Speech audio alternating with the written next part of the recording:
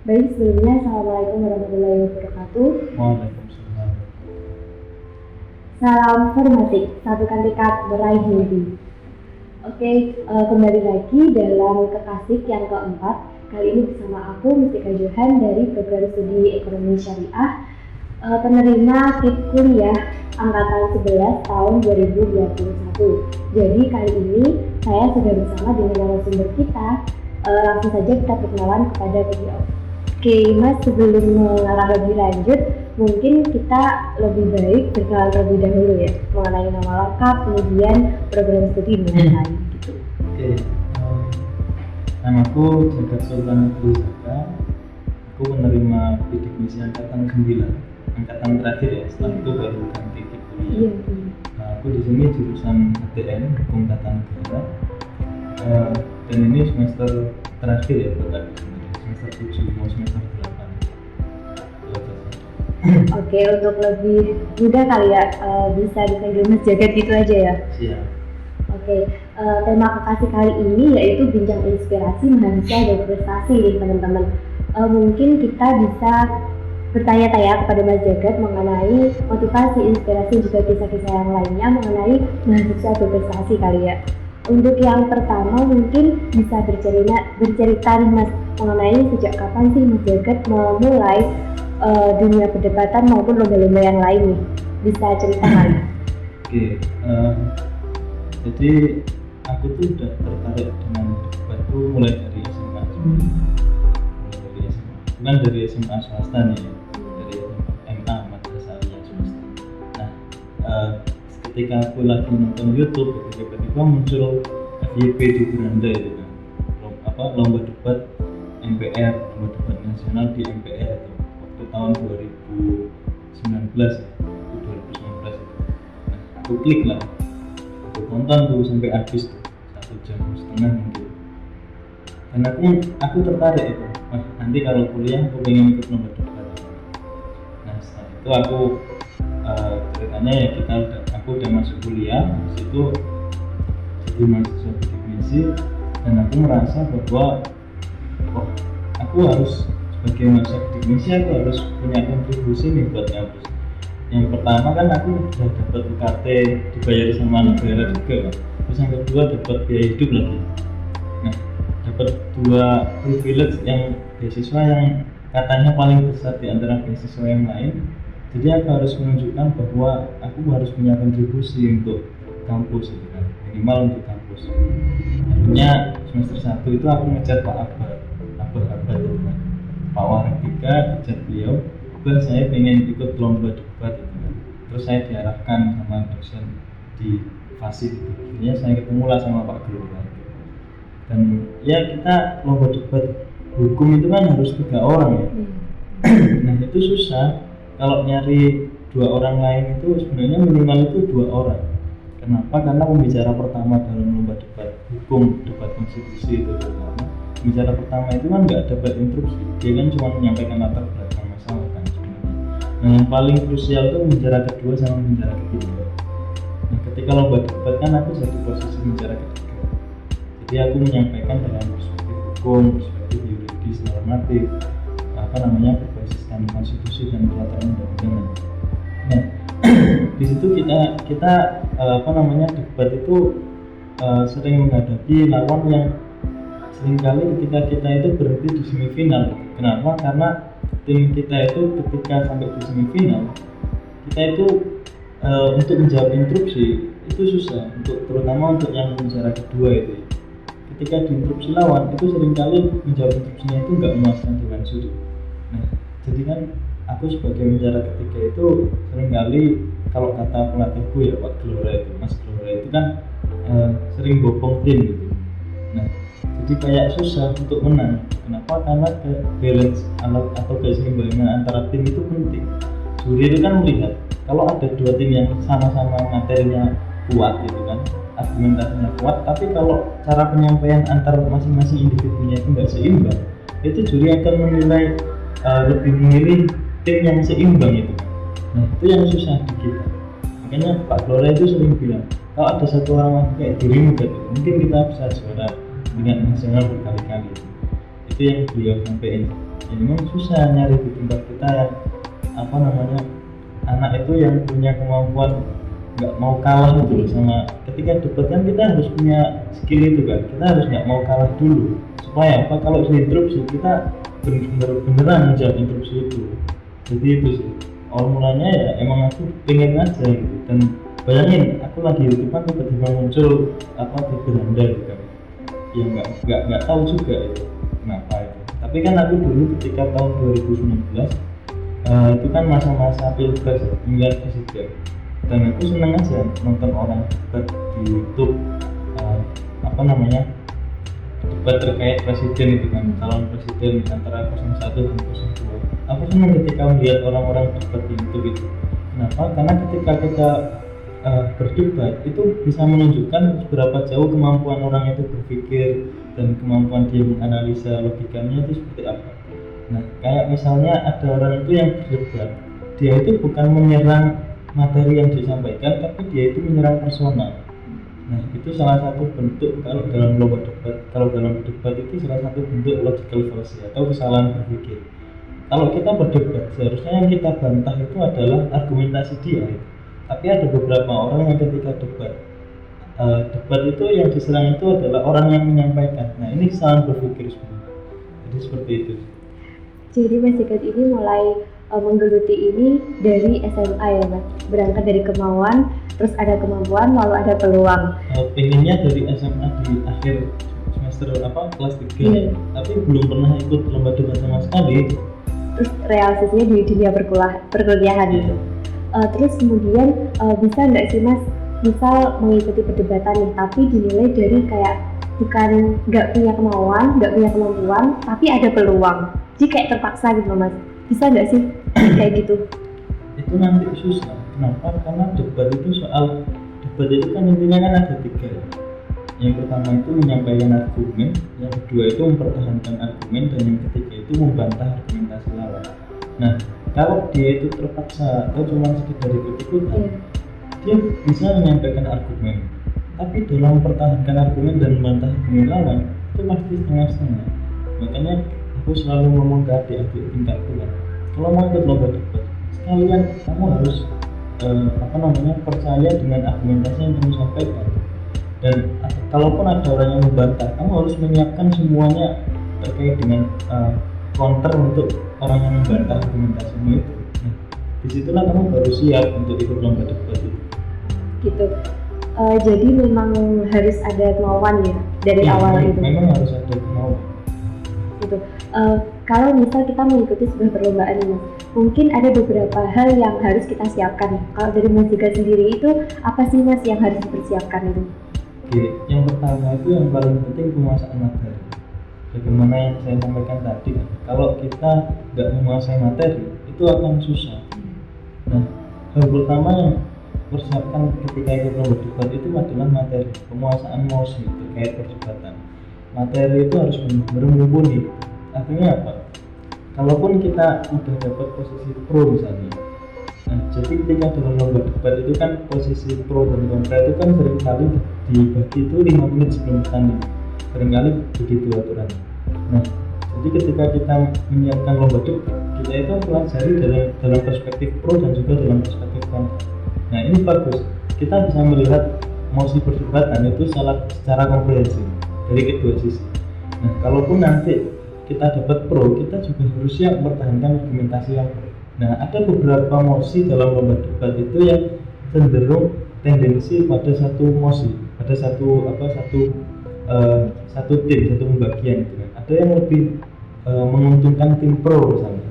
Nah, walaupun seandainya kita dapat tim kontra, kita juga nggak boleh lengah kita nggak boleh lengah dan menyerah atas posisi yang telah kita dapatkan. Makanya kita harus mencari dalam berbagai perspektif. Kita mau membawa arah perdebatan ini kemana misalnya?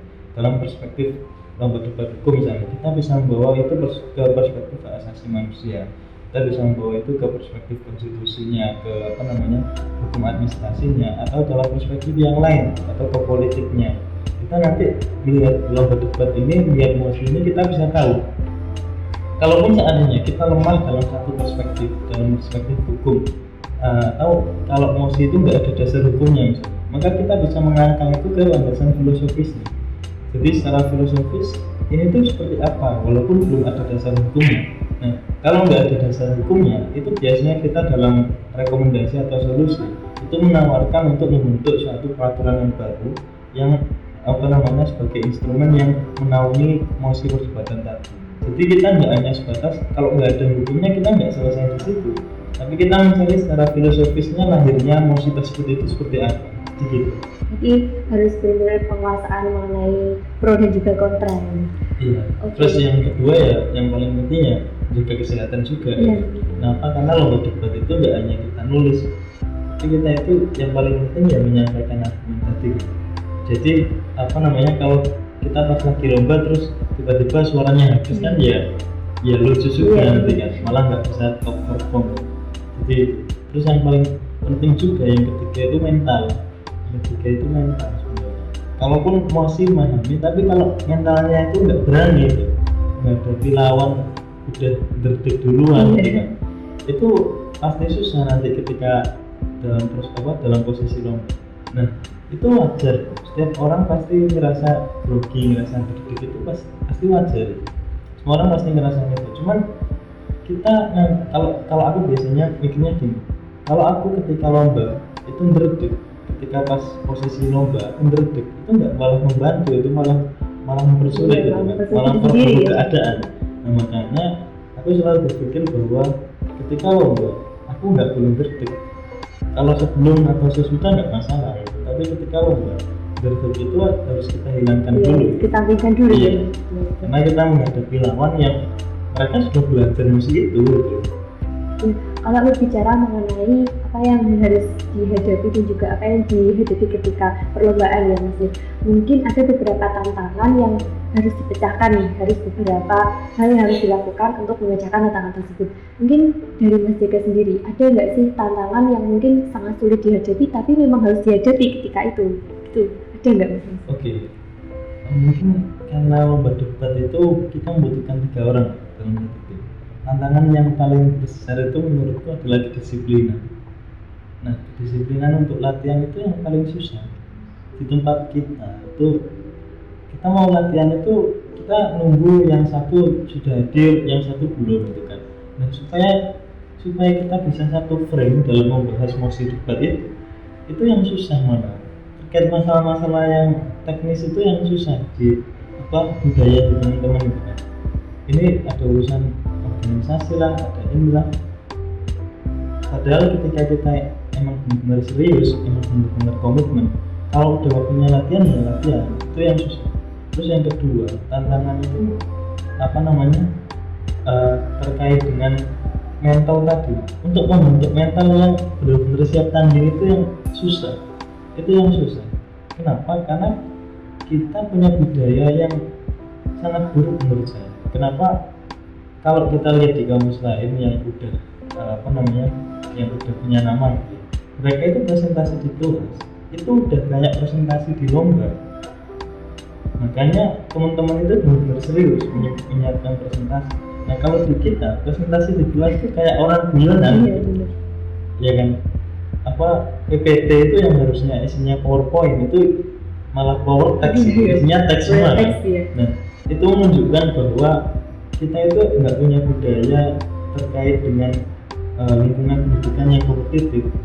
Nah, itu yang susah sebenarnya, budaya lingkungan yang membentuk mahasiswa supaya bisa ikut berkompetisi tingkat nasional, bukan hanya debat ya, dalam tulisan sekalipun itu yang susah menurutku. Nah, tantangan itu kan nggak mungkin bisa selesai dalam 1-2 hari. Itu kan sifatnya kan mendasar kan sebenarnya dan general dihadapi oleh semua orang. Nah, kalau untuk orang-orang atau teman-teman mahasiswa yang benar-benar dia itu niat ingin ikut lomba, ingin membawa nama baik untuk kampus, ingin menghadapi lingkungan seperti itu kan susah. Jadi kayak ini gimana kalau ini kampus kok tapi nggak kompetitif gitu. Itu yang susah. Berarti tantangan itu bukan hanya dari internal tapi juga eksternal ya? Iya, dari eksternal juga. Nah, kalau yang tantangan dari tim sendiri, misalnya menghadapi lawan, itu kita seringkali menghadapi lawan itu yang dia itu data yang dia punya itu nggak bisa kita counter. Kenapa? Karena orang yang punya data itu misalnya pembicara kedua dan dia itu mengcounternya di pembicara ketiga. Sebenarnya yang punya data untuk mengcounter data yang dia sampaikan, yang lawan sampaikan itu di pembicara kedua, tapi karena dia menyampaikan ke saya pembicara ketiga, itu saya nggak tahu yang datanya itu gimana ini. Nah, karena keterbatasan waktu juga seringkali dalam bahas mosi itu kita paling punya waktu paling ya bisa jadi 5 jam gitu ya. 5 jam itu untuk membahas mosi bisa sampai terkait data yang ada di negara lain, studi komparasi dan seterusnya, pendapat ahli dan seterusnya. Nah, itu kan bisa menghabiskan banyak waktu kan. Dan seringkali apa yang ada di pembicara kedua itu nggak diketahui oleh pembicara ketiga, dan apa yang nggak diketahui pembicara ketiga itu juga nggak diketahui pembicara dua. Nah, jadi kayak datanya itu nggak semua orang tahu. Nah, itu yang membuat ketika yang diinstruksi itu bukan yang megang data, itu yang susah. Jadi gitu. Jadi itu ya teman-teman, mungkin tantangan yang dihadapi ketika persiapan maupun saat lomba sendiri gitu. Mungkin Mas Jega sudah beberapa kali mengikuti lomba mengenai perdebatan ya Mas. Berangkat dari Said Ali Rahmatullah, lomba apa sih Mas yang mungkin sangat berkesan buat Masnya dan itu menjadi kisah tersendiri nih, kayak wah aku punya nih cerita kayak gini gitu. Apa sih Mas? Oke, yang menurutku paling berkesan itu ya ketika kita lomba di Bawaslu di Jakarta. Kita kan waktu itu mencapai 8 besar.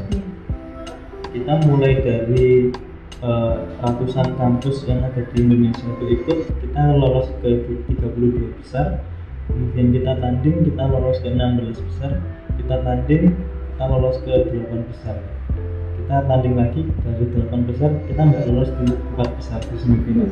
Padahal kalau kita masuk semifinal, walaupun kita juara 4 atau juara 8 sekalipun, itu kita udah dapat piala. Nah, tapi ketika di babak 8 besar itu masalahnya adalah seperti yang saya sampaikan tadi, tim lawan itu mengcounter terkait data ke pembicara ketiga, tetapi yang punya data untuk menjawab itu pembicara kedua. Nah, dan posisinya pada saat itu tim lawan itu mengcounternya di pembicara kedua, dan pembicara kedua itu nggak siap dengan data itu. Nah, itu yang susah. Nah, ketika mereka kita counter dengan landasan hukum atau landasan yuridis atau dasar hukum, nah mereka itu mengalihkan itu ke data lagi. Nah, membawa perdebatan itu yang susah. Jadi dari awal debat itu kita nggak satu frame kan sebenarnya. Kita nggak satu frame. Mereka bicara apa, kita bicara apa. Nah, kalau dalam perspektif data itu kita udah punya sebenarnya. Akhirnya ya udah kita emang melihat bahwa pada saat itu kita kalah. Akhirnya sebelum ada pengumuman ya kita udah tahu, ya udahlah kita kalah. Pada saat itu kan kita melawan Wing Suka kan, melawan Wing Suka, dan kita berhenti di situ karena sistemnya babak gugur. Kalau udah kalah ya udah nggak lanjut lagi. Nah, itu yang menurutku paling disayangkan gitu. Dan kalau kita tinggal dikit aja gitu, kita udah ke semifinal, dan kalau semifinal menang kita bisa masuk ke final kan. Itu kan tinggal dikit aja. Nah, itu kan kesannya sampai sekarang tuh kalau kayak ini tuh kayak emang banget gitu kan, kayak disayangkan banget. Jadi itu sih kalau pas yang berdebat. Mungkin itu cerita dari Mas Jega sendiri ya teman-teman. Kita udah berbicara panjang lebar nih Mas. Mungkin untuk closing statement kali ya teman-teman, ada beberapa motivasi yang bisa disampaikan Mas Jega untuk teman-teman di luar sana, khususnya bagi penerima bidik misi edukatif kuliah di Said Ali Rahmatullah Tulungagung, yang bisa menjadi inspirasi juga motivasi mereka untuk dunia perdebatan lagi. Gitu, monggo. Oke, mungkin yang sangat ingin saya sampaikan itu sebenarnya terkait dengan rasa tahu diri. Kebanyakan orang itu kan seringkali dia itu nggak tahu diri ya. Misalnya ada orang itu yang punya jabatan gitu kan, tapi dia lupa gitu, dia dipilih oleh rakyat juga. Nah, banyak orang itu yang nggak tahu diri gitu. Nah, kayak teman-teman itu kan dia itu udah dapat beasiswa dari negara itu, katanya dibayarin gitu kan, udah dapat uang living cost juga, biaya hidup juga. Nah, maksudku gini, dirimu itu kurang apa gitu.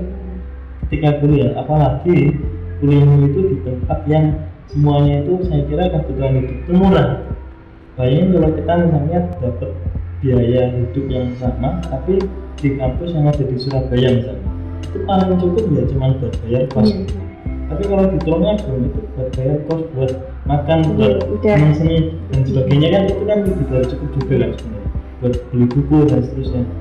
Nah, dengan kondisi apa yang seperti itu, dengan privilege yang seperti itu, saya kira teman-teman harus benar-benar meningkatkan kemampuan sesuai dengan bidang masing-masing. Jangan sampai nih misalnya mahasiswa hukum tapi nggak ngerti hukum, jangan sampai mahasiswa ekonomi tapi nggak ngerti ekonomi, dia nggak tahu ekonomi makro, nggak tahu ekonomi mikro dan sebagainya. Jangan sampai mahasiswa biologi tapi nggak tahu apa misalnya bagian terkecil dari makhluk hidup, mulai dari sel, jaringan, organ, sistem organ dan seterusnya. Nah, jangan sampai kita itu menjadi mahasiswa yang jurusan kita itu nggak tahu gitu. Ada yang jurusannya ilmu Al-Quran dan tafsir gitu kan, tapi nggak bisa membedakan tafsir ini tafsirnya siapa gitu kan, tafsir ini tafsirnya siapa. Nah, maksudku gini, fokus ke jurusan kalian dan benar sungguh-sungguh untuk kuliah. Kata Pak Ahmad itu kan, kalian itu kuliah dibiayain itu karena kalian itu miskin gitu. Nah, itu dibiayain itu untuk mendongkrak kehidupan kita ya, supaya orang yang punya kemampuan tetapi dengan finansial yang kurang itu bisa menjadi lebih baik untuk masa depan kan. Makanya Formasik punya slogan bersama Formasik meraih mimpi kan. Nah, tapi teman-teman kayak orientasinya nggak jelas gitu. Mimpinya itu apa? Nah, saya itu sering kali pengen tanya ke adik-adik itu, punya mimpi nggak sih sebenarnya? Nah, gimana kita mau meraih mimpi kalau mimpinya aja nggak punya? Makanya kita harus punya mimpi dulu, habis itu kita harus sungguh-sungguh untuk meraih mimpi itu, ya kan? Jadi itu aja sih yang ingin saya sampaikan. Kalau misalnya mimpinya ingin jadi presiden, ya dia kalau bisa jadi presiden bisa jadi gubernur. Kalau nggak jadi gubernur jadi bupati. Kalau nggak jadi bupati jadi Pak Camat. Minimal punya mimpi itu yang tinggi sekali, yang kata Presiden Soekarno kan gitu. Punya bermimpilah setinggi bintang. Kalau engkau jatuh, bermimpilah setinggi langit. Kalau engkau jatuh, engkau akan jatuh di antara bintang-bintang. Nah, itu kan bukti bahwa setiap orang harus punya mimpi. Kita semua harus punya mimpi. Kalau teman-teman ada yang suka anime gitu kan, Naruto misalnya, dia punya mimpi pengen jadi Hokage gitu.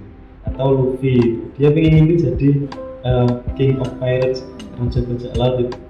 Itu kan anime aja bisa mengajarkan kita bahwa hidup itu akan berwarna kalau kita itu punya mimpi itu. Nah, teman-teman di situ atau kita itu seringkali saya tanya tuh, kamu tuh mimpinya apa gitu? Kuliah tuh mau ngapain gitu? Itu masih nggak jelas. Nah, yang saya ingin sampaikan, kamu harus punya mimpi, punya tujuan, punya target. Itu yang paling penting dulu. Nah, kalau udah punya, kamu harus komitmen untuk meraih itu. Itu aja sih. Mengutip dari beberapa kalimat Mas Jagat ya, mungkin kita sebagai penerima bidik mimpi juga di kuliah itu kayak harus bersyukur ya Mas, bersyukurnya lebih ditambah lagi nih teman-teman. Baik, mungkin itu tadi bincang-bincang kita bersama Mas Jagat, bersama narasumber yang luar biasa ini teman-teman. Cukup sekian statement dari kami, saya sendiri Tika Johan dan juga Mas pamit undur diri. Assalamualaikum warahmatullahi wabarakatuh. Salam Formasik, satukan tekad meraih mimpi.